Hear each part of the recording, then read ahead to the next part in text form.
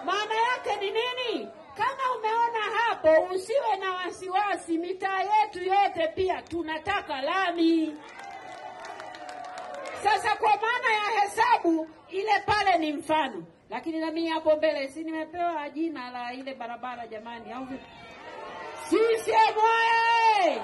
Alafu pia Mwanaitezi mwenzangu, wewe unafahamu changamoto za barabara, na mimi sinapita umo. Mitaa hii tunapita wote. Kwenda makaburini kwa Farida tunaendaga wote. CCM oye!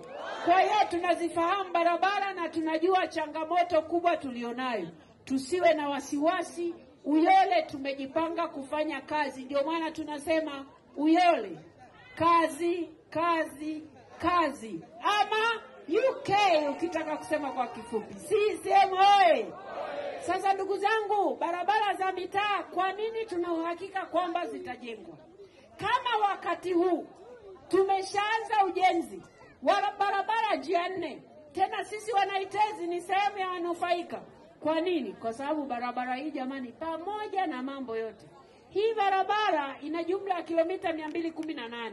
Yaani kuanzia Igawa mpaka Tunduma. Lakini nyesi mnajua kipande kiko hapa tu. Tumeanza na cha katikati hapa. Hapa katikati wakati inaanza ujenzi, mbunge alikuwa nani? Amwe mnasema Wanaitezi. Hii barabara wakati ujenzi ikianza alikuwa nani mbunge? CCM oye! Rais alikuwa nani? Sasa tukisema tunatiki kwa Dr. Samia Suluhu Hassan kwa sababu tunataka barabara ikamilike. Kwanza, wale wa Msalaga, kuna watu wa Msalaga hapa. Hebu nyosha mkono kidogo. Maana na diwani wenu yuko hapa. Wana Msalaga, lami ya njia 4 itaanzia kwenu. Yaani kitu cheusi kitaanzia hapa. Kikitoka Msalaga kinakuja wapi? Itezi oye! Sasa kama tunaweza kujenga barabara kubwa kama hiyo yenye mapesa mengi, maana hiki kipande tu cha kilomita 29 kimegharimu bilioni 139.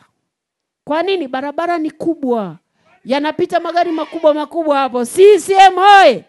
Lakini kitu kingine Mwanaitezi kwenye miundombinu, hapa malori yanaleta usumbufu sana, si ndio? Pamoja na kwamba zitakuwa njia 4, lakini bado changamoto ni kwamba malori ni mengi. Sasa barabara ya malori fedha imeshatoka. Na pia sio tu fedha ya ujenzi, lakini fedha kwa ajili ya fidia bilioni 27 watu walishalipwa. Kwa hivyo ujenzi wakati wowote utaanza wa njia ya mchepuko ambayo inatoka Mlima Nyoka inaenda kutokea Songwe. Hapa katikati hatutaona tena malori yanayotusumbua sasa. CCM oye! Mwanaitezi, umeelewa kwa nini umchague Dr. Samia Suluhu Hassan ili njia yetu ya mchepuko ijengwe? Umeelewa kwa nini tunamchagua Dr. Samia Suluhu Hassan? Ni kwa sababu njia barabara 4 tunataka ikamilike.